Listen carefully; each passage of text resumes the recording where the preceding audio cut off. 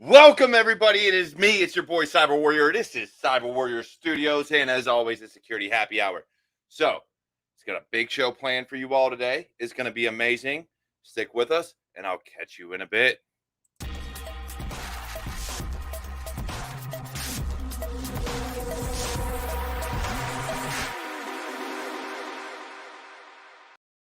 And welcome back. So look, we got a huge episode planned today. If you can't see that we have a ton of people on, which, you know, I like to go big on occasion.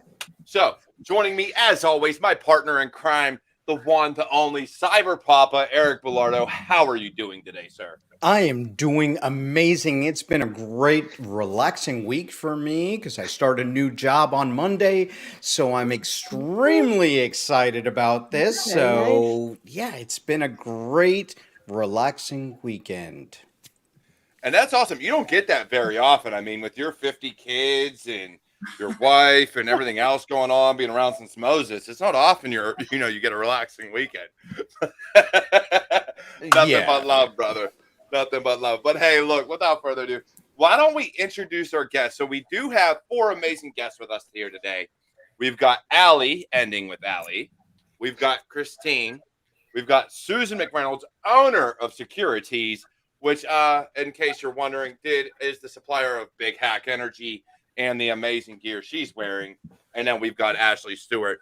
Let's start things off. Ashley, why don't you kind of give a little bit of an introduction about yourself and what you do? Awesome. Well, so good to be on the podcast. Thanks for having me, especially with surrounded by such wonderful females. Hey, ladies, happy hour. Hey. Hello. Let's go. Cheers. Right? Cheers. I will drink to that. It has been a long week. Unlike you, Eric, I did not have a relaxing week. A little bit about me. I'm the comms director at ExtraHop, which is a network security, network intelligence company. They're based out of Seattle, so I get to work in my lovely home office, which you guys are seeing. Couldn't be happier. But I've been in the cybersecurity space, I think, going on almost a decade. But I started my career in the arts and nonprofit world. I love communications. I love cyber. I'm excited to talk more about being a non-technical person in a technical world. That's awesome. And yeah, it's going to be huge because we've got a lot to talk about on that. Because I looked up your profile, just like, I'm sure you all dug into everybody else. I dug into a little bit of what you do, and I've heard of ExtraHop. So we're definitely going to get into it. Susan, why don't you give us... And hold on, before you go there, so you started into nonprofits. And I don't know if you know, we have Raíces Cyber, which is a nonprofit in cybersecurity, bringing in more Hispanic Latinos and Latinas into the field of cybersecurity. So we'll talk about that later on as well. Yeah, let's do. That's awesome. That's like marrying my 2 favorite missions. Definitely. And Susan... So I have your link for Securities in the description of the YouTube video and LinkedIn and Facebook. So anybody who's wondering, you can check out Securities and find Susan McReynolds and her amazing merchandise. But getting into it, Susan, why don't you introduce yourself? Yeah, totally. And now I'm like, gosh, why didn't I put my handle in my freaking name description? Next time I'm on, I'll make sure to do that. Yeah. Susan McReynolds. I guess I've been working in and around security since about 2015, and I don't do math in my head, so you guys can figure out how long that is. But yeah, I guess just excited to be here, and I feel like for anyone out there, I mean, I came from the custom mannequin business, so like there's hope for anyone who wants to break into security. If I can come from that and work in security, there's hope for us all. So I can talk about that. Definitely. Now, Christine, before your camera cuts out on us again, you just had to rejoin. Christine, why don't you give us a rundown, kind of what your background is and how you got to where you're at?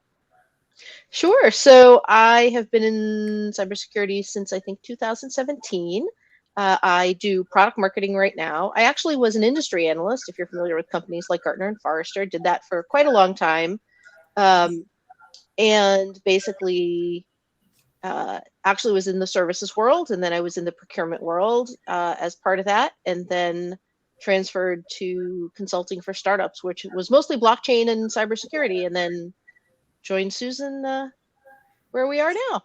Yeah. I see. I'm kind of the common denominator. Like I will currently work with Christine, and I used to work with Ashley. So Yep. I know, and I also work for Akamai, so I'm like, I'm bad at describing what I do. I noticed that I've actually had to interact with Akamai quite a bit when I was in the Army. So, I saw that email address and was like, Had I know who flashbacks. she works for. Yeah.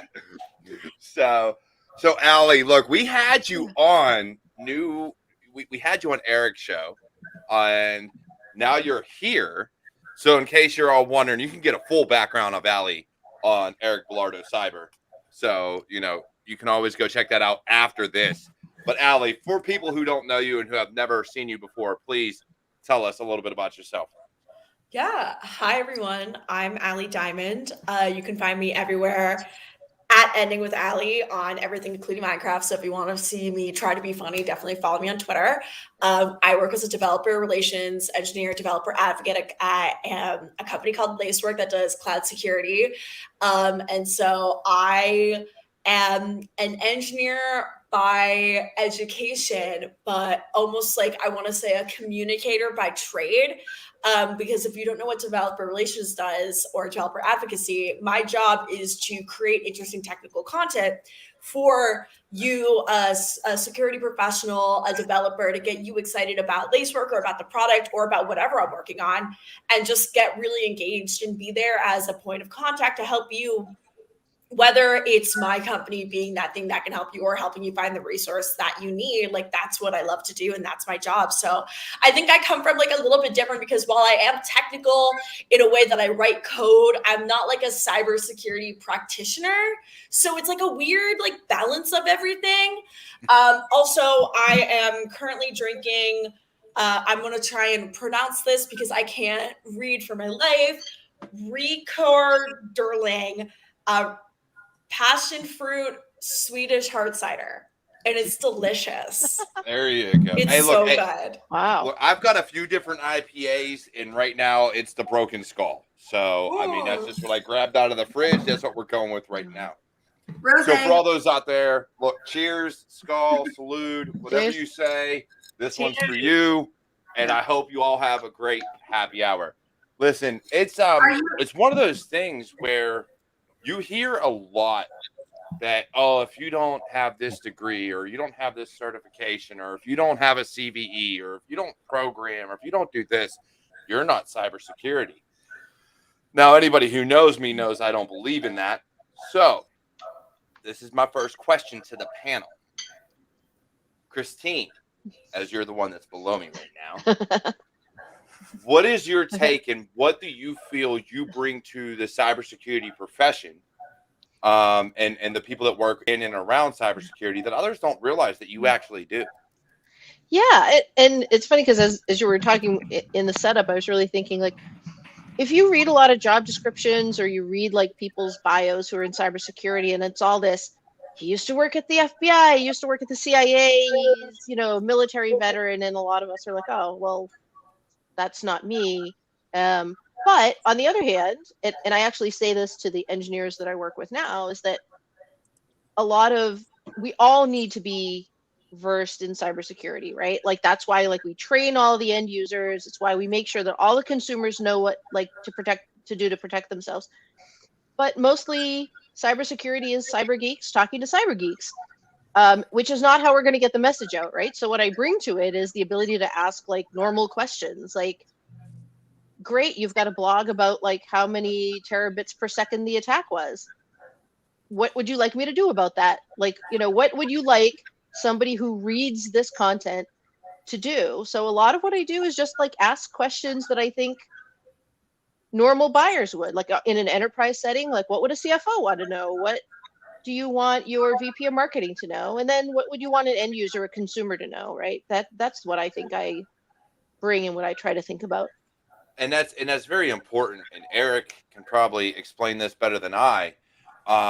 But that's one of those things that we try to get across, especially in this industry, for a lot of the technical folks, is you have to be able to speak non-technical to your executives, to different personnel across the board. So being able to do that makes you just as important, because there's a lot of technical people that can't sit there, filter their speech, and be like, I don't know. I don't know what you should say. I'm gonna walk this way and just like leave. Yeah. You We know? do that all the time. So technical people try to make themselves seem more intelligent or they don't just understand how to talk to the business people. And we're there to be business enablers. So if you're talking to somebody in finance, they're not going to know, they're not going to care that it's a 9.8, CVSS score, this and that. They just want to know, how does that impact their business? And if we can't communicate that, we're failing in our mission. So Yeah, definitely. And kudos to you, Christine, for being able to communicate those things, because I think it is very difficult for a lot of technical people. Yeah. And so are you able to translate if somebody gives you something technical and says, hey, look, this is important because of X, Y, and Z. You're basically telling us that your job is to sit there and be like, okay, I'm going to take X, Y, and Z, and I'm going to put it into layman's terms for these other personnel. Yeah, this is a true story. So when I was interviewing, they said, how technical are you on a scale of 1 to 10? And I said, well, for like marketing person, I'm actually a little more on the technical side. So I said, I am a 6, but for very short bursts, I could pretend to be an 8 or a 9, right? that's right. Which what that means is like exactly what you're saying, which is if an engineer tells me something or a developer tells me something or one of the threat intelligence people tells me something, I will remember it. I will repeat it back correctly in context. I might not actually understand, right, the details of what they're telling me, but I can put it in the right context so that it will make sense to the other person. And that was kind of like what we were talking about right just now. It's just like there's a lot of stuff I don't understand. Like I edit threat intelligence blogs, and I still don't really understand payload. I'm trying to figure it out. I haven't quite gotten there yet, but I can still say, okay, if the payload is like this, what would that mean to somebody? And actually ask the right questions to get the threat intelligence people to tell me enough that I could write that answer back to somebody. And that's amazing. That's something that is definitely missing, because there's a lot of us that can't do that, right? They can't edit their speech. They can't sit there and say, I don't know. I don't know what you're looking for. Whereas you're able to take some of that context, and I'm sure you do your own research as well, right? Where it's even in marketing and editing, it's always a learning process. So as long as you're willing to learn, anybody who tells you you're not in cybersecurity, I'm sorry, they're wrong.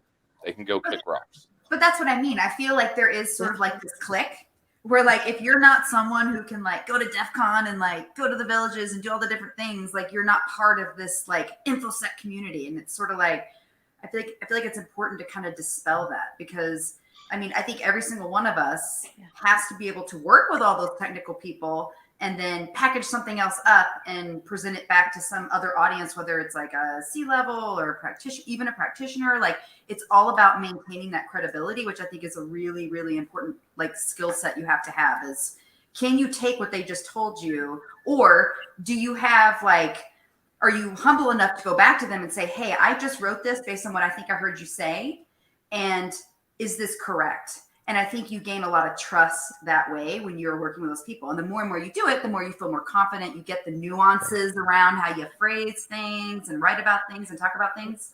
But I think that's also really important. Yeah, definitely. Go ahead, Ash. Oh, I was just going to say, to double tap on that, I also think that there's this perceived us versus them, right? Yeah. The technical people versus marketing, communication, right? And honestly, I'm sorry, everyone who's in marketing and doesn't do PR, I do PR. I feel like that's the knee jerk. Oh, it's just PR. That like is a bad word. But honestly, I've been really lucky in my career to work with some awesome, almost mentors or friends who were not afraid to take the time to explain complex things to me as if they were talking to, a child or their grandma, or, let me talk back to them and say, okay, here's what I think you're saying. Do I have it correctly? And honestly, I found that in every single organization that I've worked at. And I think that shows the power, right, of those friendly faces and mentors can have. It really, it's what drew me into security in the first place. And, I'm okay. It's okay to ask the dumb question or the silly question, because I can guarantee you somebody else in the room has it too. Yeah. I'm just going to jump in here and say, so like DevRel like straddles somewhere between engineering and product and marketing and sales and technical writing and engineering. And it's just like everything. So like, I totally am on that same thing. It's like when my whole job is to communicate ideas from one group to another, whether that's technical to technical, marketing to technical, technical to marketing. Like that's exactly the space that I'm operating in. Yeah. And the thing too is that like it's important to remember, or at least in my case, it's like I don't think that people who do this every day are trying to exclude others, right? I mean, I think there's definitely cliques, but you know, let's face it, if you're an expert in the space and you're spending your day with other experts, you're going to use your language that everybody can shortcut with, right? And so when somebody asks you to stop talking that way, it takes a little bit of effort, right? I mean, that's why we're here doing what we're doing. Like, I don't think they're intentionally like, oh, I don't want to tell you that because then you're going to know some magic secret that I know, right? I think that's just not their first thought. But I think some of it is exclusionary, right? And we see this even in the cybersecurity field itself. For those that are technical, you know, you see it within us as well, where it's these elitists that like, oh, I'm better than you because I know this, or I have this certification, or this degree, or this CVE, or you know, this, that, and the third. And the reality of it is, until we can all come together and realize that PR can't do their job without us explaining things in such a way that they can say, all right, how do I put this out and not make the business look bad, right? Because we know it's bad. We know they've been breached. We know something's happened, Right. but we don't want to make it like this huge explosion of things. But then you've got people that are always Hey, Derek, like, hey, what is it marketing that I say all the time? Cybersecurity is a team sport. Okay, it doesn't matter what you are. We need people in all the bases so that we can cover it. Right. From the non-technical as we talk, you know, the PR, the security awareness, the trainers, you know, the GRC. Now you're getting into a little more technical, but you get into government's risk and compliance. You know, every time I do an incident response, I have to have my PR, my communicators, people that are there that are going to be able to communicate what's happening over here to what the board or the outside world needs to know about this company and what's happening to us. I've been doing this for 32 years, and tell me, it takes a village to do cybersecurity. Okay, let's just be real. How many ads have you seen? How much marketing have you seen? How many conference booth have you seen where you looked at and you're like, did anyone review that? Did anyone review that?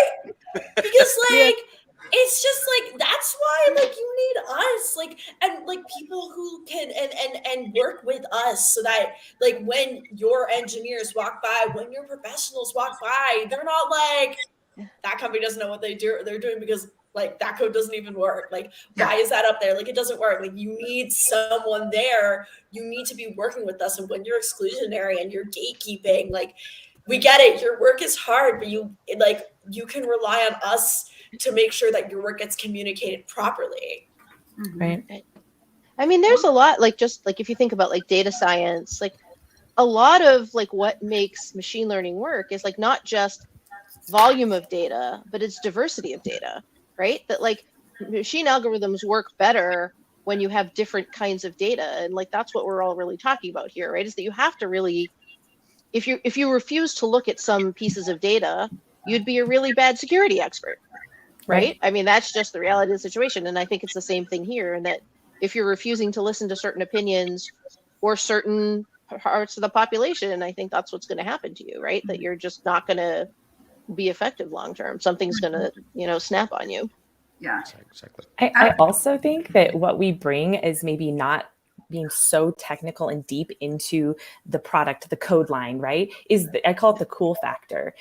Sometimes I'll be in a meeting and I'll be hearing something that the team is working on or how they're doing something. And I'm like, wow, this seems really cool. Like, tell me more. And they had never really thought about it outside of, because that's just what they do day in and day out. And, you're talking about machine learning. I used to work at a company where we we used the San Diego supercomputer for our phishing algorithm machine learning because it was like so complex that it needed that type of compute power.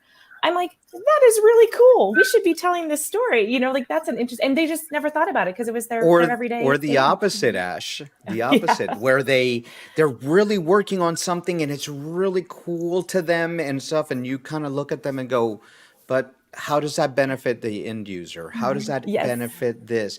And they're going down a rabbit hole, and you can be the voice of reason. Yes. And that's the other one. That is equally as powerful. Yeah, I call that connect the dots, right? Yeah. Like if I'm a user, will I even notice this? Do I care? You know, you're bringing it back to the customer. Mm-hmm. And that's of vital importance when you're looking at it. So Allie does developer relations, you know, and it's when you're looking at the developer side of things, there's a huge gap between what the client needs, what the UX is, what the UI is, and the back end, like all these things. And it always ends up being like, hey, I need this to do this. And so, okay, I'm going to give you this. Wait, I needed to do this now. So, well, hold up. I'm going to have to go back here. Oh, no, I can't do that. So they push things forward. And you see that a lot. That's where a lot of your vulnerabilities, your security problems lie. Yeah. Is when people push for speed instead of what's really out there. So it's amazing to see and understand that all this happens. And we got Melly down below. I wish more people work together. At my workplace, it sounds great. Melly, look, I'm going to be honest with you. There's a lot of workplaces that don't work together. No. They're all siloed. It's you either have a tech team, an IT team, a marketing team, a PR team, a lawyer, like legal team, and none of them talk. Well, none of them fucking talk. I just came out of 2 years of working as a virtual CISO. And I had 23 sub-teams. 23 sub-teams. And until I came in 2 years ago, they didn't talk to each other. It was siloed teams, 23 siloed teams. And, you know, it depends on the leadership. It's not the company, it's the leadership. So, and putting those pieces together is hard. But, you know, it's very important. Yeah. It is. And so let's talk about this. So we've talked about a lot already in a short amount of time. It's crazy. You ladies just carry the show. I love it. Okay, so, I just wanted to say one thing because I'm sort of like the person that's like, go, Susan, go. Take it away. Will you please call on me? No, like, but when people say like, what do you do? And I say, oh, I work in security. And the first thing, and I bet all the people on here will say, oh yeah, that happens to me too. Oh, are you a hacker? And I'm like, oh no. My God. So I'm like, well, you are. It all depends on your terminology. Okay, you are. Well, but my whole thing is like, okay, I'm not a hacker, but I work with hackers and threat researchers and blue teamers and red, you know, it's like I work with all those people. But I think it's really important for people that to know that to work in cybersecurity doesn't mean that you have to be like a pen tester. You know what I mean? And it's like but a hacker isn't a pen tester. But wait. What? Time out what? Susan, do you work to try to find out how things work? Oh, hell yeah, I do. That's a hacker. A hacker is not a pen tester. A hacker is a person who does things to try to find out how things work. Okay, well, I think yes, I am like this. Then you're a hacker. Okay, I'm a hacker. A pen tester is a hacker. A hacker isn't always a pen tester. I also want to put into this, like, just touching back at the original question, which was also about certs. I don't have any certs, and I work in the cybersecurity space. Like, I don't have, like, I have a traditional education background. I graduated college, blah, blah, blah. But, like, I took one cybersecurity course. I'm completely self-taught, and I still work in the space. So, like, if you're watching and you want to get involved in the space, there are ways for you to be involved in the space that doesn't involve paying the $500 for the testing book and getting your CompTIA Plus and like going through it. Like, there are other ways to get involved in the cybersecurity space where you can learn on the job, but still like be involved and get paid and be excited about the work that you're doing, and work towards that thing that you want. So. Mm-hmm. That's a great point. Yeah. That's so true. Because those programs didn't exist. I mean, I don't know. I know how old I am. I know I kind of Christine, Ashley, Allie. I cannot tell, but like they didn't have degree programs that you could go to college for. And I get that things are very different now. But yeah, I think a lot of it is like, do you have a genuine interest in this topic? Are you someone that is like intellectually stimulated by the subject matter? And it's like, do you have a passion for it? You know, that goes so much farther than, oh, I just want someone to teach it to me and like I'll just go out and do this. It's like, do you have a love for it? Yeah. And the other thing too about that is that like it's so common to hear there's a talent shortage. There's a talent shortage. And it's like, is there a talent shortage or is there a shortage of a particular person you're looking for? Right? Because like bingo. There are plenty of us around that Eric, are excited and want to Eric, talk about where it. is it? Give me it. Give me the unicorn. Give me the unicorn. Yeah, the unicorn, the purple unicorn. Yeah. Well, the I'll challenge. Yeah, go ahead, Allie. Oh, I was just gonna say, like, as long as you demonstrate a passion, like I'm completely self-taught and I demonstrated a passion, like for me in a public space, but as long as you demonstrate a passion, you're well read and you can talk the talk, you can get into roles that we are all in. And I'm very passionate about this because there is so much, I feel like gatekeeping in the community that like, as you said, oh, you don't have a CVE, you don't have a certificate, blah, blah. There's still ways to get involved. Like, so just if you're watching this, like go for it. Like show your passion, do the reading, do the studying, even if you can't afford it, if you can talk the talk, people will be excited. Yeah, there's. Oh my God, I love what Trash Panda said. Yeah. Can I just read it out? Because the people who are listening to the podcast, you need to hear this. So someone in the YouTube comments said, whose name is Trash Panda, they said there isn't a talent shortage, there's a trainer shortage. So whenever whenever I join a job, I ask, what are you doing to onboard junior engineers? What are you doing to promote new people coming into the space? What are you doing to bring in junior talent, junior security talent? Like, what are you doing? And that's like such a valid question to ask. But let me bring this back to all of you. Okay, I say all the time that we have a very big PR problem in cybersecurity because we tell people, or people come to me, you know, as somebody who mentors and brings people in. They say, I want to learn cybersecurity. And my first thing that I say is cybersecurity is a field, not a job. Okay, I have a video on my channel that cybersecurity is not a job. Yeah. Okay, so cybersecurity is a career field. And it's like, you just told me, hey, I want to go into healthcare or I want to learn healthcare. That doesn't sound right. Okay, because we have jobs that are just like in healthcare. We have people that are, you know, you don't need a, 4-year degree to be an EMT. You have different jobs, x-ray tech, nurse, doctor, you go the gamut of healthcare. So what we have is we need to tell people cybersecurity is not just hackers. Cybersecurity is 50 plus different career field jobs that are out there. And we have to tell them, listen, to get into these fields, you don't have to learn, love, and be. In my career field, like I said, in my career that I've been here for many, many years. That's a new one. It is a new one. And I'm an alligator. You're an alligator. Okay. What is that? So don't let me. I'm on my soapbox, man. Come on. And you take me off mine all the time. I don't want to hear it. but can I say something to that? Because I get that you don't like. Okay, there's actually two things I want to say. One is that I was reading an article about how like there used to not be like journalism schools. So people who were reporters were people who just wanted to go out. And actually, you probably know more about that. But like back in the day, in like the 20s, it was like you didn't go to school for that. I'm concerned. And then all these like, you have to go to Columbia University and get your journalism degree if you want to go be a reporter. It's like I'm concerned that people who were self-taught in cybersecurity, that it's almost like, well, now that there's all these degree programs, like, oh, well, we're not going to look at you unless you went to and that's happening. And people are going into these degree programs and saying, I graduated from this, or I have my master's or my doctorate. And I say to them, okay, well, let's put you to do something now. And they go, I don't know. They're Oh my coming out of God. these programs and 4-year degrees in cybersecurity, and they don't have any expertise or Yeah. experience in Yeah. that.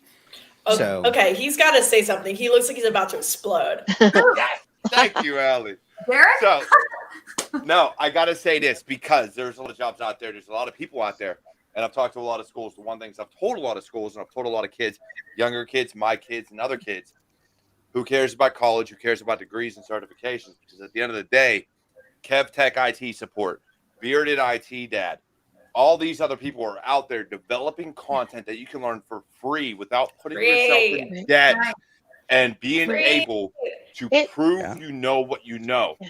Here's the kicker to everything. Forget your degrees, forget your certifications. If you can put out a blog, a YouTube channel, or anything like that that proves you know what you know, then who cares about anything else? Because me personally, I work for a company that looks at resumes and goes, all right, so what do you know? Let me see who you know. Let me see who you've talked to. Let me see what you've done. Let me see if you can prove yourself. Because there's a lot of companies out there right now. Look at AJ Yawn and Bite Check. Look at all these other companies that are truly putting out, I don't give a damn what degree or certification you have. I care about what's in your head and your passion to learn. And that's what's important. Totally. well, And the one of other the thing questions- too is to not self-select out. Like, so for example, when I was saying before about like security geeks talking to security geeks, don't say, oh, I'm not a security geek, I'm not going to apply. What you should say is like, wow, they really need me there. They really need a different perspective. So a lot of times it's because you don't see yourself there that you should say, they need me. Like, that's exactly like just a mindset shift. And like the things you bring, like Susan, you have to tell everybody like your latest like blog post title from your Susan's on like a song trend that I was just like, see, like I'm gonna let Susan tell you what it is. I was like, see, that's why the world needs Susan in cybersecurity, because like we need people to like be funny. I'm here to make cyber fun again. That's my goal. Yeah. Yes. Yes. Yeah. I But feel you like I have have to tell one them the more. title, Susan. Oh, tell them the title. Then I You just have have to tell one us more. the title point. of the blog. The Well. ISAC one. Okay, so this one, it's for like a speaker submission. So I like hope we get selected for our. No, the one before, the one that you published already. Oh, okay. It's we blocked big bots and our data doesn't lie. Love it. It's also my Nice. favorite karaoke Yes. song, so that's why I came up with Oh my God. it. Okay. I love So, it. Ash, wait. Ash, Ash had we something have- to say. I I was yes, gonna I say, just have Ash, one we more haven't heard from you. point. Go ahead, Ash. I also feel like everybody, like everybody that's listening, watching, to give someone a chance. Even in my world, I'm hiring right now for a communications manager. I work at a cybersecurity company.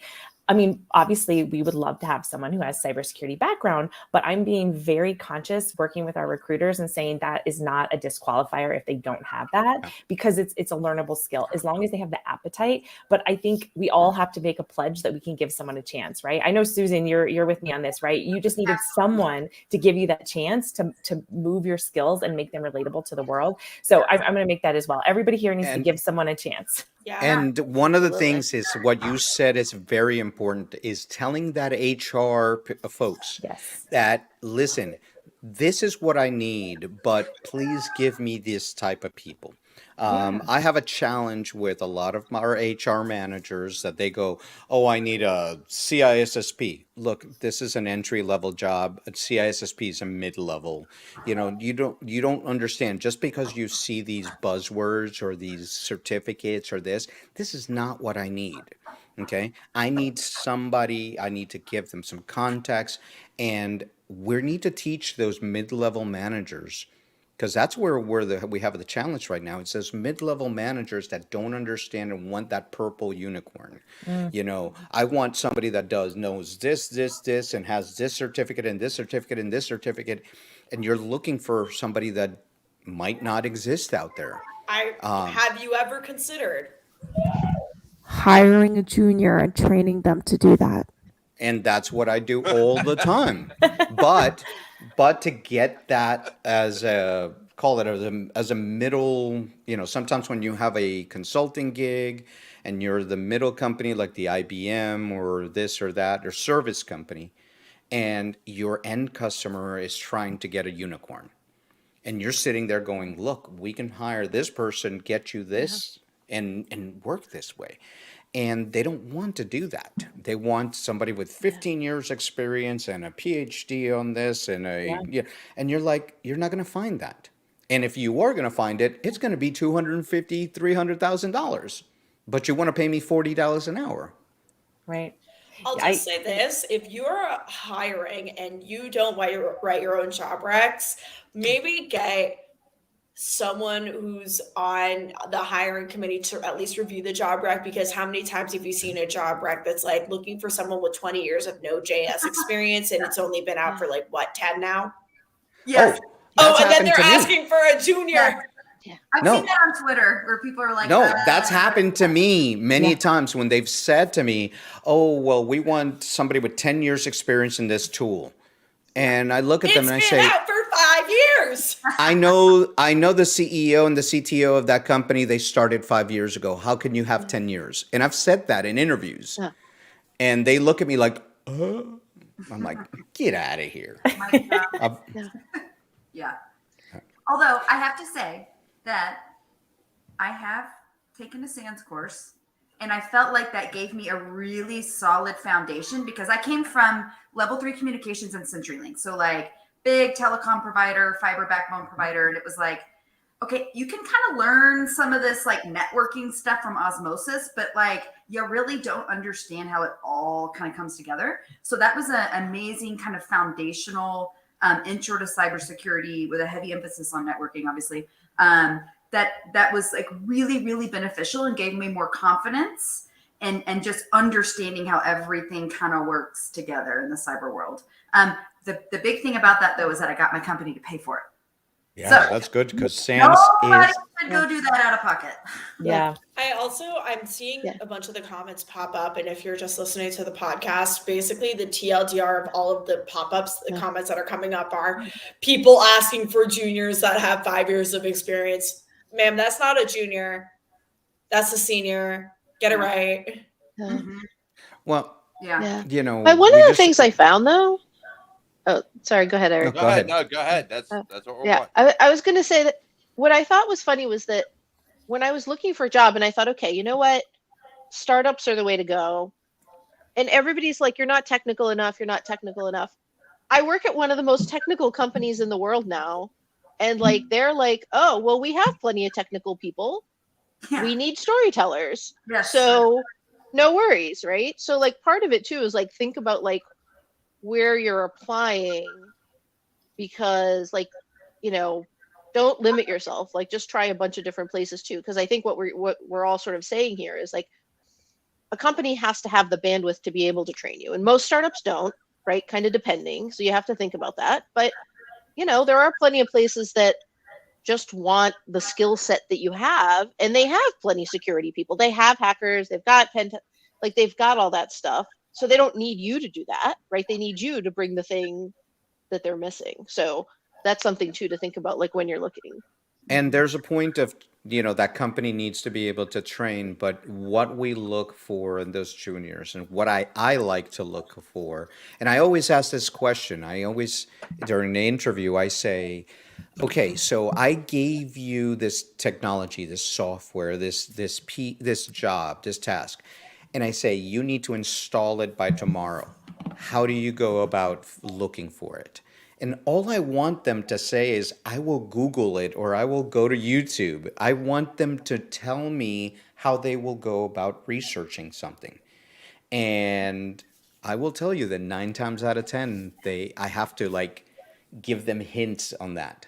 Interesting. And finding a person that has that skill of that researching, that self-motivation is something that I just tried to interview for a position. I had 100 interviews.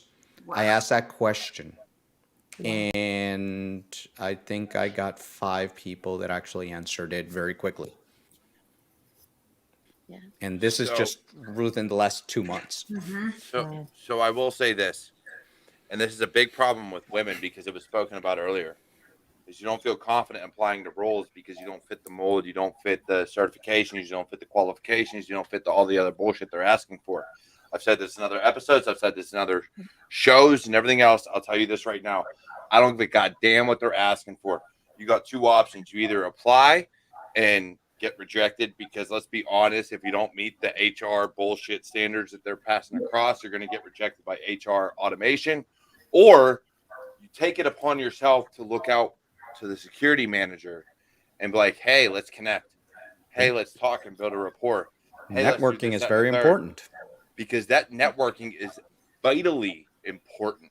So as I have all these women, amazing women on this show, and I have other women that watch, I will say this: take it upon yourself to connect to other people, bypass HR and their automation systems, and say, hey, I bring this to the table. Yeah.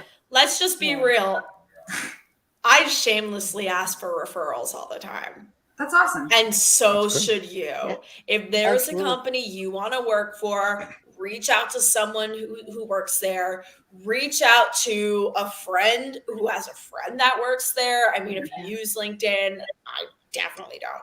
Yeah. But if you use LinkedIn, if you see someone with a mutual, just be like, yo, connect me to your friend. I want a referral. Because at this point, referrals to me are currency. Like, I give that out. I give that shit out for free. Yeah. That's awesome. Yeah. Connect on Twitter. I mean, there's a ton of things. And I will say, Cyber Warrior, what you were saying is like, when people say like, oh, I'm not going to make it past the ATO system. So what? Are you going to hurt the ATO system's feelings if you apply? Like, you lose nothing by You're applying. going to hurt their feelings. You're going to hurt them. Like, I would apply. Like, I would send. Like, I would actually be more likely to apply if it was an ATO system, because like then I wouldn't even like worry with a resume. I'd be like with a cover letter. I'd be like, whoop, just gonna apply to whatever. I've never used a covered letter in my life. I refuse. I hate cover letters. I refuse to write a covered letter on top of a resume, on top of submitting that resume, and then adding in all the information for that resume. No, it's not going to happen. I have never sent a cover letter. And actually, lately, I ain't even going to be lie. I've connected with people and just been like, hey, look, I'm looking for a job. Come on. Like, when I started looking for jobs, we did it in tablets. I don't like cover letters. I don't mind actual stone tablets. Like, that's what he's talking about. For all those wondering, he's old. I think cover letters can help if you're not already in the space, right? Like, hey, why would you hire me for a cybersecurity marketing job if I'm not in that space already? And I do think cover letters sometimes can help you. If you're going to take a flyer anyway, you might as well try it. I just want to quickly point out. Go ahead. No, just really quickly that someone said I always pronounce it oinst, which I know it's not oinst, but my brain says oinst because it sounds funny. OSINT. I have a blog post I need to publish about that, but yeah, like use OSINT to find your perfect job. Like if you find someone that works there who's like in the department that you want to work for, you reach out to them. You're like, I want to do this. Like, how did you get your job? Like, just start chatting them up. They'll refer you in, and they'll be your best thing. And it's like. Or talk to somebody who can talk to somebody. That's how we network. Honestly, this reminds me. I'm gonna reach across Christine and go to Ash because she's been quiet. Please chime in, Ash. Oh no, this just reminds me of like one of my biggest lessons learned, and I would love to hear everybody else's. But when I first started my career, and then I left that like job, this was back in the arts and nonprofit time period. I did not do a good job of staying connected to my colleagues professionally, personally, etc.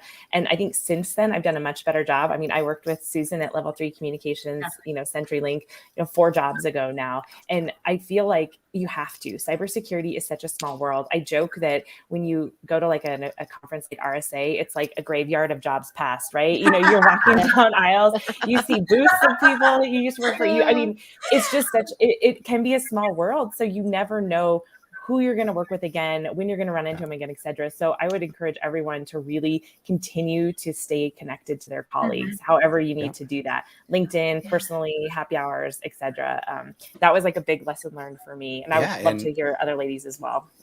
When I was an intern many moons ago, I will not reveal my age. When I was an intern. Hold up. Eric has been around since Moses. And you're ashamed to reveal your age. Get out of here with that. No, it's not that I'm ashamed to reveal my age. I like to keep people guessing. I like to keep y'all guessing because you don't know how old I am. That's all my kids. 18. You're 18. Well, I'm legally drinking in Los Angeles. So when I was an intern many moons ago, one person once told me that the best thing they've ever done is keep an email list of every person that they wanted to stay connected with. And every like half year, they'd send an email, just being like, this is what I've done. This is what I've worked on. This is where I'm at. Like, let me know if I can help you. Like, even if they're not doing anything, like it was still like a super valuable thing. Now, do I do that? No, because I'm horrible at staying connected to people. That is my biggest weakness, and I deeply regret not knowing how to do that. You didn't watch my video earlier today. You said, call somebody, damn it. No, I am so bad. So, like, if you're watching and you need a great idea, make like a Substack, make like a tiny button, I think it's what it's called, Tiny List, whatever Cassidy Williams uses for her mailing list. Just like go out there and just make a list and like ask friends, be like, hey, like I want to like make like a quick update list. Like I would love to put you on it. Like ask your previous coworkers. So, like you can kind of hit it in one go and like do it every 6 months. Just write one big thing and just send it out and stay connected, because connections, again, networking is so valuable. Yeah. Yeah. There's a lot too, I think, about like so I don't mind saying my age because I think this is important too. So I'm 51, and like I just got into damn, cybersecurity. You don't look a day over 35. Thank you, We're gonna have a whole new Like- podcast on this. Okay. But this is important. It's important because I started at Akamai 2 years ago, right? Like the thing that it's not that like, I mean, I was in like marketing before, but like a career change, or like, oh, it's a young person's game, or like, oh, this and that, right? Like it isn't, right? Like, I mean, you need diversity, not just in gender, not just in ethnicity, not just in age, but like in all of those things. And I would 100% bet that everybody's got some non-related thing that's actually related, right? Like Susan, when you were saying before about like mannequins, and now you're like doing industry marketing for retail, like that's like amazing, right? Like there's some connection for all of us to cybersecurity, whether we're gonna like realize how close it is or not. Our foundation's tagline is bringing diversity of thought to the field of cyber. So it's not just about diversity, it's about diversity of thought. Definitely. That's the most important part. So we're going to tackle Melly's questions here in a second. I do want to say my father got into cybersecurity in his 50s as well. So you're not alone in that context. He does GRC right now.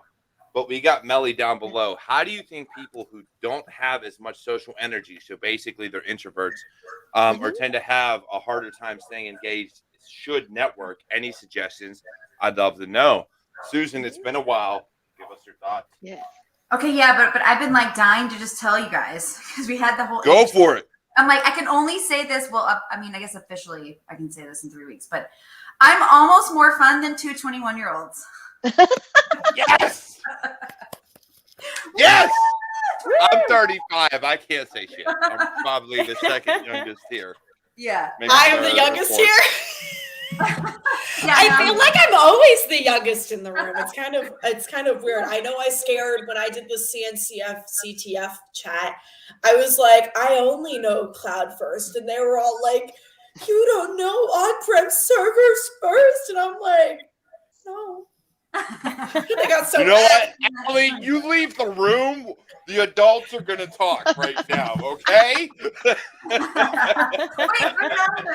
So, Susan, go ahead, handle this question. What's your take on it? Yeah, I mean, honestly, like I feel like my initial reaction is that I think it's so important to just build as many connections that you have at your current job, because there is a lot of turnover in cybersecurity. Like, I mean, it's a super hot area. People are getting recruited all the time. They're leaving, with this job market. I get it. But I think it's like really making like really strong connections with your colleagues, because then they will be part of your network later.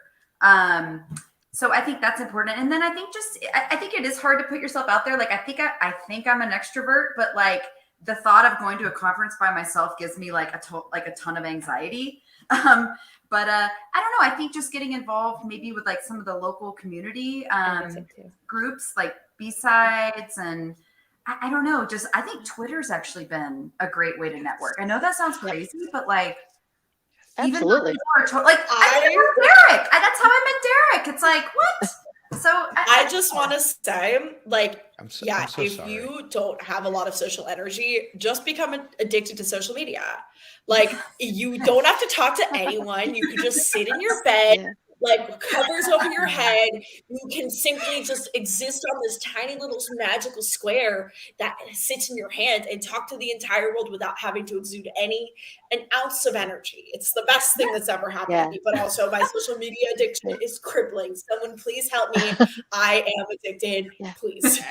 Hey, Allie, I'm going to just stop you right there because of the fact that I sit on social media all day. Literally, I have 3 screens, one dedicated to social media, one dedicated to work. Well, 2 dedicated to work, but mainly one dedicated just for social media. So you're not alone in that fact.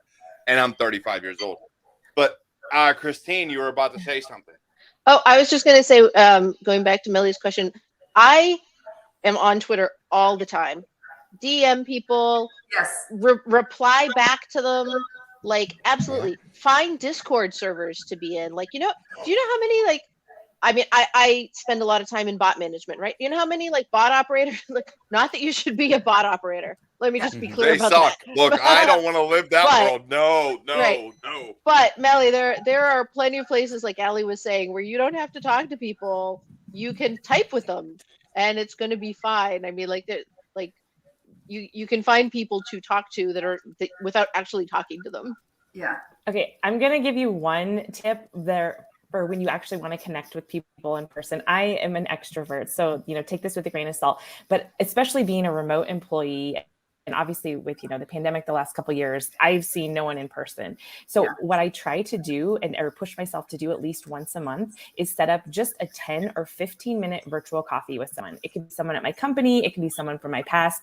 And for some reason, 10 minutes, 15 minutes goes really fast. If it's awkward, you've got it like, oh, I've got another meeting, I got to run, right? It's not that 30-minute time block, which can go kind of slow.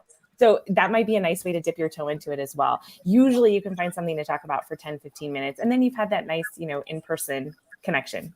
Mm-hmm. Definitely. That's a great. And I feel for that. And as somebody who is, in my time, I have been both an extrovert and an introvert, right? So growing up, I loved being around people. I loved being at bars. I loved hanging out. Now, the only time you'll catch me hanging out is at an actual conference. Mm-hmm. And I have to have alcohol to hang out at that conference. I will not do that shit without alcohol. It will not happen. But it's totally okay if you don't drink. It is totally fine. It is. There's no pressure to drink when you go to social events. If you don't have the confidence, it's totally chill. You find someone who looks the most friendly person in the room. It's totally fine if you don't drink, because I know that a lot of tech events tend to revolve around drinking, and it's totally fine if you don't drink. Sorry, I just get I know that it chases. No, Allie, you're right. It is completely fine if you don't drink. For me, as a person, as someone who consumes alcohol quite frequently, it is how I cope with being around people. Mm-hmm. And I still talk and ramble a lot, just like I do on my show. So for me, it is how I do things. But yes, whether or not you drink, I will go to conferences. I will do these things. I won't go to bars no more. I won't go to clubs. I won't do any of this other stuff. That is just not who I am. You want to come hang out with me? You're going to come to my house. There's the dancing robot. Where's dancing granny is the question. Well, you said you don't go to clubs, so I brought the club to you. I don't go to clubs. I don't go to clubs. I don't go to bars. I used to be a bouncer. I've been there, done that, got the T-shirt. You seem like a bouncer. I do. Now that I was. Hey. Yeah. Secret. That's how I met my wife. I was a bouncer at a club. So if you're on the YouTube links, I've shared some links about how I recommend using Twitter and why I recommend using Twitter. So if you're in the YouTube comments, go check out those links. Sorry for a little self-plug, but I really think Oh, if you no, don't know do where it. to start with like using Twitter, I definitely recommend Yes. these 2 blog posts. That's awesome. So, I think so anyone is who awesome. doesn't know, we plug everybody on this show. Oh, yeah. That's why There's- I'm wearing Big Hack Energy by Securities. Woo! Susan McReynolds. That is, I don't have Eric I don't Walter's plug fiber on this. I don't plug my channel at all. No. Or Raices. You're not wearing their polo at all. But here's the thing. It's about meeting people. Everything you do, whether you're male, female, gay, straight, bi, I don't care where you lie on the spectrum, black, white, yellow, green, blue. You can come from Mars for all I care. At the end of the day, you bring something to the community. And that's what matters. I think Go, that, Susan. was it Mila or Mila? I can't remember her name. Yes. That's the question. To me, it's Yes. like, just ask people questions because people love to talk about themselves. So the one question I would ask is, how did you get into cybersecurity? And let them tell you and say, oh, that's really interesting. Well, I'm really interested in this. Just get them talking about themselves. And that way you're engaging and the pressure's not all on you to, I would have some canned questions to kind of get conversations flowing. Yeah. Who, what, where, when, why, how. Yeah. Never ask. My recommendations for an interview is never ask a yes or no question. Or if you're just talking to someone, don't ask them a yes or no question. Ask them an open-ended question, and then we'll start talking. Exactly. Yeah. Yep. Totally agree. It's always the open-ended questions. Ash, give us some thoughts, girl. What do you got going on? What's your thoughts so far on what's been said so far? Honestly, this is awesome. Like, well, first off, Christine, I can't believe you're 51. You look amazing. Let's have a whole other podcast on that. Okay. Please. Use your retinols. But I love this. I think one of the things that I always want people to take away is, like, for my world, my profession, you can do anything. If you work in communications and you can tell a story, you can write, you're intellectually curious, you can literally work in any field you want. Mm-hmm. Every single company you hear on the news, you see on the stock exchange, you see gets funded, they have people that do those things that work for them. And cyber is no different, right? You just have to figure out if it's the kind of passion, the thing for you. So I love hearing all the different stories and backgrounds here. And Susan, you have inspired me. I've got some training goals. I want to do the same someday, but I have not. So this is good. This is like putting it back on my plate. I have a 7-month-old baby, so probably not this year, but next year. I'll have some goals for next year. That's awesome. Going back to what Eric was saying about, and tying back to what you were saying, Ashley, is it's not an industry, and you might find it easier to decide what you actually want to do, right? Like, yeah, I started with bot management. I've done application security in the sense of like checking code for vulnerabilities with developers, right? Application security in kind of the web sense, like firewalls, right? So it might actually help you to like kind of survey the landscape and see what parts of cybersecurity you're interested in. And then maybe it'll be like not as daunting to you. Yeah, and on my channel right here, Eric Blarda Cyber, there's a video called Shameless plug. Cybersecurity Shameless is plug. not a job. Go ahead and watch it. Go watch it. I love that. I'm going to use that, Eric. He is such a shameless plug. Yeah. Wait, does he have a And I YouTube love channel? Can someone let me know? Might have to Google it. Do you make YouTube videos? Oh, he has in a while. He's been slacking. He's been lazy. I really don't know. He's lazy. He makes one once a month. Okay, all right? That's okay. all you get. Ali is making a joke because the first time that she created a Twitter group, I went and put a plug to my channel and she almost kicked me out of the group. Okay, so. Yeah. It was a group for chatting, not a group for spamming. I didn't spend. Oh my god. You got to play by the rules. I get it. Oh my god. It's a quiet chat, but we're in there occasionally. We send some links here and there. There you go. I would say my parting thoughts are anything with your career. To me, what has worked for me has been a process of elimination. So I feel like I have done so many different things, from working in the music business, working for a magazine, working in the custom mannequin business, going into tech via field marketing, pivoting into a cybersecurity focused role because I was so passionate about retail and security. And it's like, maybe you don't know exactly what you want to do, but you got to start somewhere and you just keep pivoting. And then you finally narrow it down to, like, you know what, I'm really good at this and I like this, and let's combine those, and then you can be successful. So process of elimination. You just got to like dive in head first and figure it out. So William Bailey asked, so is that the secret? I have to start a YouTube channel or blog? Now, Bram, just tweet about what you're working on. Just tweet about what you're working on. I'm hoping you saw what I just posted there. I saw someone wrote sequence. I love sequence. William Bailey. William Bailey has been on this show. He's a great person. Where'd Ash go? She disappeared on me. Uh-oh. She has a baby. I don't know. God, no, she signed off completely. All right, look, Ash, I love you. If you watch this after, I love you, just so you know. Just so you're aware. I could have pulled you out myself. Wait, she's coming back. She might. All right, I see. Oh, there she is. Oh my God, William Bailey asked one to go start a blog. Hilarious. Look, so Ash, because you cut off and then decided to come back, go ahead, say some words, girl. Yeah, I did. I went to start a blog. Thank you, William. Honestly, my New Year's resolution was going to be to write more personally, and I have not done that. So thank you for the reminder. Are we just doing takeaways? Yeah. Takeaways. Look, let's be honest. New Year's resolutions are pointless. If you haven't done it yet, there's no better day than today. I mean, the next best day was yesterday, but that's yesterday, not today. Preach. I will just say, like, I take issue with the idea that, like, you can't be a communicator and a tech head, that they're like somehow they're at odds with each other. I think you can be both. Just approach everything that you do with curiosity. Don't be afraid to ask the dumb question. I have to remind myself of that daily. I don't know if you also have to do this, ladies, that sometimes I'll be in a call and there's stuff that's being talked about that's way over my head, and I'm like, but what does this mean? God, am I going to look dumb if I ask the question? And I do it anyway. And to your point, Susan, everybody loves talking about their work, what they're passionate about, and they love digging in. And I actually think that's how you form relationships. So, if I'm never be afraid to ask the dumb question and just dig in. There's no such thing as dumb questions, just so you're aware.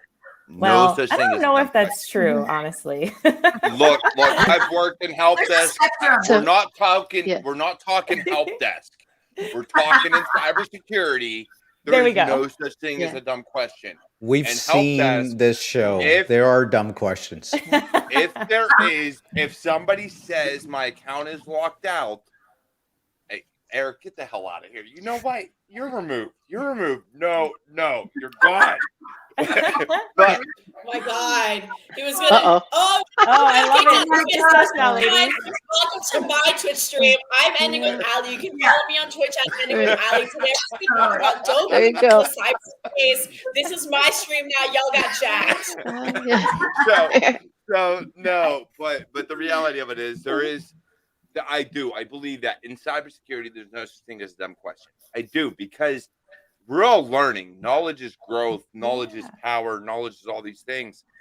And Eric with Dancing Granny. Look, if you've been waiting for Dancing Granny, there she is. Over there.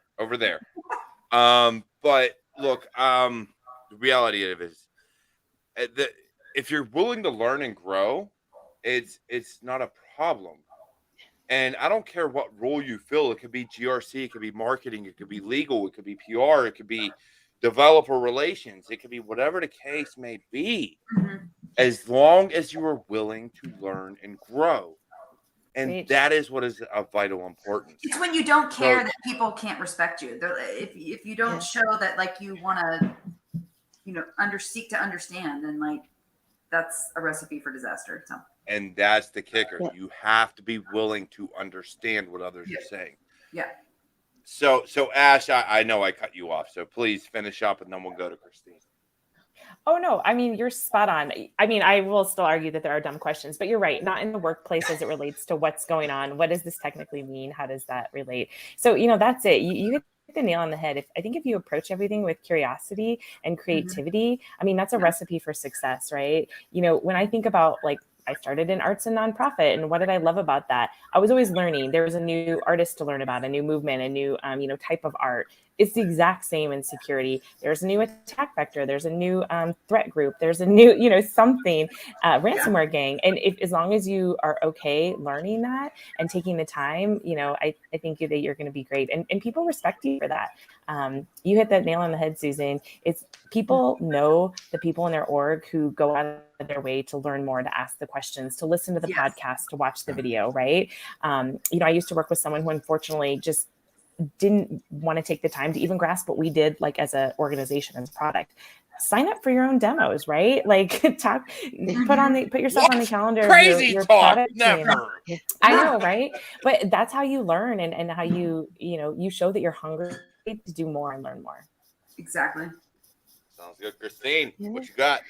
I'm going to follow Ashley and say, like, you have to not only keep learning, you have to let people know that you're learning. Like, you took some online class for 2 weeks, you put it on your resume, you follow certain accounts on YouTube, maybe, Eric, you put it on your resume, right? Like, you have to show people what you are continuously learning. If you're my age and the last thing you have is like your college degree, right, well, I mean, that's one thing, right? So like you do have to figure out how you communicate the fact that you're learning, so that people will say, okay, you know what, maybe they don't know this space, but they've demonstrated the ability to pick things up.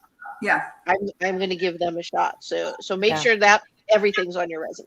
So last shameless plug. Well, I haven't done one yet, but the reason why I came up with all the different ideas I have for my little side business, Security Star, is because I listened to all these people talk the technical terms, and then my mind would start spinning, and then I would think of like a shirt idea. So it's like you have to constantly be like listening, because you never know where like that creative spark will happen. So that's my. I mean, that's how I come up with all my tweets, is that I'll talk to people and then I'll think of something really, yesterday I was working on Docker, and then my brain was like, Docker, I barely know her. And yeah, your brain just goes there. Oh, he's gone. I'm gonna make a shirt for that. Yeah. I want royalties. We are making a shirt for that. I want royalties. That's actually fun. I will give you. I literally thought 0.05%. Don't worry, because I make nothing on my. 50%. That was my idea, and I will copyright that tweet before you even make a cent off that. You better go tweet it right now, Alan. Oh, it's already out there. It's been out there for 24 hours, girl. Okay. That's really Ooh, good. anybody listening on the podcast, I'm sorry, but you should have been here live. I'm just saying. Like, it's so stupid. It's great, though. I love it. I love it. Love that quote. But Susan, you're right.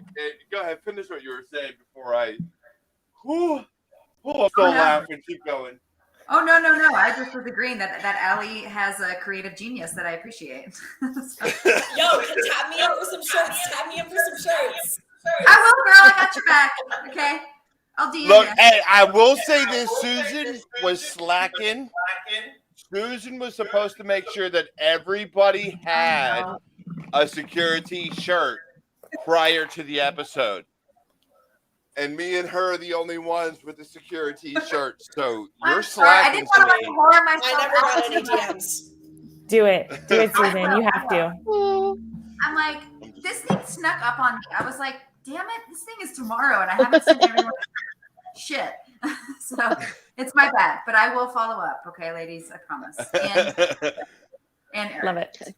But no, it's been great. Eric, before I say some final words, because I'm going to ramble a little bit. Go ahead. All right, ramble away. But okay, so next week, Hack the Capitol is a very, very big, cybersecurity gathering in Washington, D.C. It's the 5th year. It's sponsored by ICS Village. Hack the Capitol 5, so look it up, Hack the Capitol. I will be moderating one of the panels with Dr. David Mussington from CISA, Tasha Denoz, and Monty McGee That's going to be at 1:30 on Wednesday afternoon.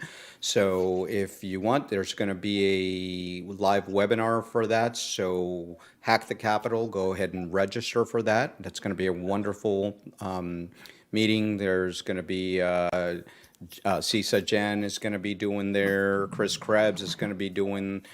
Bryson Bort is going to be doing some presentations. So it's going to be a great thing. I'll be down in DC for that. So catch me live there, 1:30 on Wednesday. So also make sure you catch us on the different shows that we have. We're going to get started again with our Thursday shows on my channel. Fridays here for Security Happy Hour, and I hope to see you guys soon. And if there's anything I can do for any of you or anybody here in you know where to reach out to me, go join our Rights Discord if you want to communicate with us. And thank you very much for being here. I had a lot of fun with all of you. So back to you, Derek. Yeah, definitely. Look, it's been an amazing show. And look, I love all you ladies. You're doing amazing things for the community, whether you realize it or not. Susan McReynolds is the owner, founder, and sole person responsible for Securities. So if you're not following Security Star, you are missing out. That is where we get Big Hack Energy. That is where we get her amazing gear and merch. And look, if you haven't realized, I have my own merch also for CyberWarriorStudios. I'm just going to throw that out there. But look, Ashley, Christine, Allie, thank you all for joining us today. I got to say, it's been an amazing episode. I love seeing you all. I love the fact that no matter where you fall in cybersecurity, whether it's technical or non-technical, you still belong here. You still have a place with us. So if anybody doubts you, if anybody ever gives you any shit, please reach out to me, and I will tell you, and I will He's a affirm. bouncer. I was gonna say he's a bouncer. I was for a while. I was. But at the end of the day, look, this is CyberWarriorStudios. This is Security Happy Hour. We have a good time, and we share some knowledge. Other than that, take care. Lots of love, and I will see you all in the next one.